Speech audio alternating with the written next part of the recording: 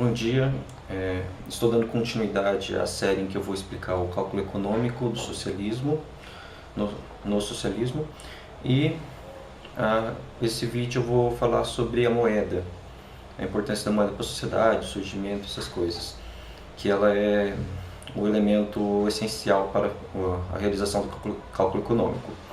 Daí no próximo vídeo eu vou trabalhar o cálculo econômico em si. Bom, imagine uma sociedade primitiva em que as pessoas não tinham uma moeda e realizavam trocas entre si. Então o criador de gado iria vender o boi, o pescador ia vender peixe, etc. Só que existia um custo bastante alto na venda. Se eu sou um vendedor de bois e eu quero comprar, por exemplo, madeira, eu preciso encontrar uma pessoa que aceite trocar madeira por bois. Não existe uma moeda que assim, eu vou vender os bois por uma moeda e depois comprar o boi. Não, eu preciso pegar o boi e encontrar alguém que venda exatamente a madeira.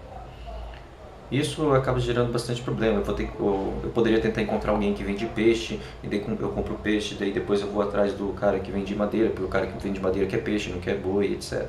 Isso acaba gerando um custo bastante alto de tempo, principalmente. E tá bom, o que acontece então? Um desses recursos que são trocados acaba sendo aceito por muitas pessoas, porque muitas pessoas acabam precisando. Ou achando uma coisa bonita, essas coisas, atribuem um valor que, tudo bem, eu aceito. Vamos supor que, por exemplo, seja o sal. As pessoas percebem que se colocar sal na comida, ela fica um pouco mais gostosa, então eles gostam bastante de sal. Então quando eu não encontro uma pessoa para trocar boi por madeira, eu imediatamente vou atrás de uma pessoa que troque sal, porque mesmo que o lenhador ele deseje peixe, ele sabe que ele conseguiria facilmente encontrar uma pessoa que aceite sal por peixe. Então ele não precisaria aceitar somente o peixe. Dessa forma, o sal começa a ser utilizado como meio de troca intermediário. As pessoas vão tender a utilizar o sal como um intermediário entre as duas vendas. Que esse ativo, que é um bem que circula mais, que é mais líquido na economia, acaba recebendo o nome de moeda, que ele acaba sendo aceito em toda a sociedade, mesmo que eu não esteja precisando dele. Bem, qual que é a vantagem principal? É aumentar a velocidade de trocas. Eu estou com meus bois e eu quero comprar madeira. Eu posso ir até o cara, perguntar se ele aceita boi por madeira, ou eu posso ir trocar o boi por sal, e depois ele trocar sal por madeira, porque eu nem preciso perguntar para ele se ele aceita sal, porque eu já sei que ele vai aceitar, mas já o meu boi eu não sei se ele aceita. Então isso tem um aumento na velocidade de trocas, o que facilita a especialização, que é essencial para uma economia bem desenvolvida. Porque assim, se eu me especializo na produção de bois, eu não preciso aprender técnicas especiais nem nada assim para cultivar peixe, ou para pescar, no caso. Basta que eu realize as trocas. Então eu me especializo em madeira, em bois, e outra pessoa se especializa em peixe, acabando gerando um benefício melhor para a sociedade em geral, do que se eu pescasse e tivesse bois e não fosse especialista em nenhum dos dois.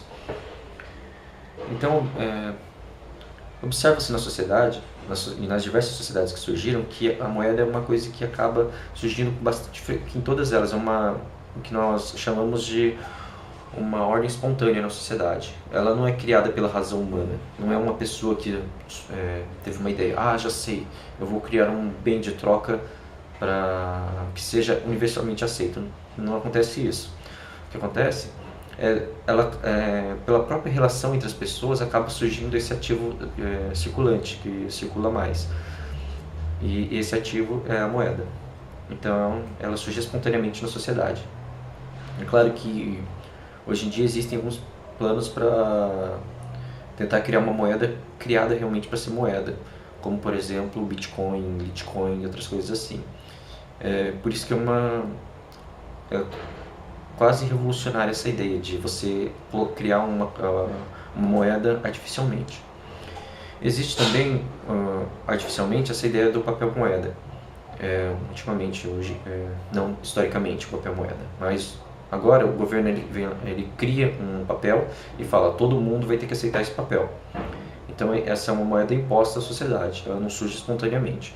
Mas isso é mais uma curiosidade que eu não vou me adentrar nessa discussão. Tudo bem. Observa-se que existe uma tendência, isso o Adam Smith já disse, das moedas apresentarem 4 características, que eram serem raras, duráveis, fracionárias e homogêneas. E também existem alguns produtos que são bastante utilizados como moeda espontaneamente, que é o ouro e a prata principalmente. Daí tem o sal, o cacau, outras coisas assim. Essas características que a Smith trouxe não são obrigatórias, elas são tendências. Qual que é a consequência da moeda na economia? Eu já mencionei antes que ela aumenta a velocidade das trocas. E esse aumento da velocidade das trocas acaba levando ao aumento da sociedade. Eu vou retomar isso daqui a pouquinho. Uma outra coisa importante é utilizar a moeda como poupança. Em vez de eu começar a estocar alimentos na minha casa, eu posso estocar moeda. E como a moeda é rara, eu também entendo que você consegue cortar um valor alto sem carregar muito peso. Então eu consigo acumular moeda em vez de acumular alimento na minha casa. Assim, eu sei que a moeda vai ser aceita no futuro, porque existe essa ordem espontânea, ela tende a se manter também. Então eu guardo, por exemplo, ouro em casa e eu sei que daqui a um ano eu consigo utilizar esse ouro para comprar alimento. Eu não preciso ficar estocando diretamente o alimento. Isso é uma das coisas importantes. Então, esse alimento que eu não por exemplo, em vez de eu guardar queijo, eu posso guardar moeda. O que acontece com esse queijo que eu não estou guardando? Ele pode ser utilizado, colocado na economia à venda, e não só armazenado. Ou seja, eu estou armazenando um bem que não tem tanta utilidade prática e estou permitindo que no mercado circule um bem que tenha maior utilidade prática. Ou seja, uma pessoa vai comprar e vai comer o queijo. Então isso acaba aumentando um pouco mais também a própria economia. Agora retomando a função principal da moeda, que é aumentar a frequência de trocas, isso vai possibilitar também diversas outras características, seguindo essa linha de facilitar a economia, que vai permitir o cálculo econômico que eu vou tratar no próximo vídeo.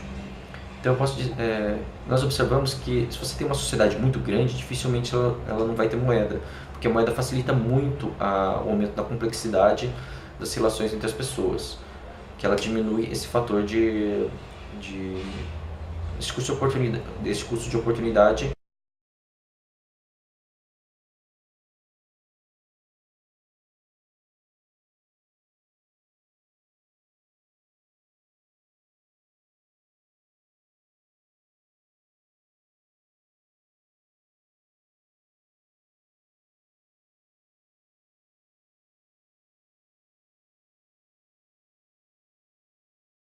Inerente à troca, ela diminui. Por isso ela é tão importante. Então nesse vídeo eu trouxe algumas noções bem básicas sobre a moeda, que são essenciais para se entender o cálculo econômico.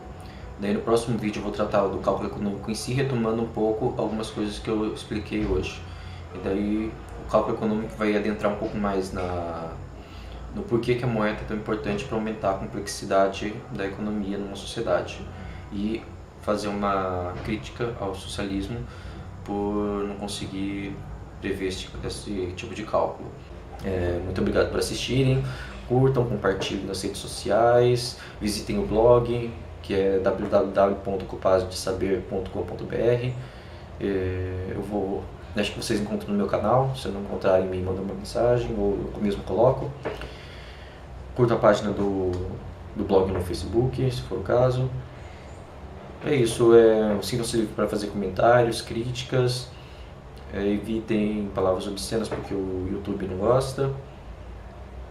E é isso, espero que tenham gostado.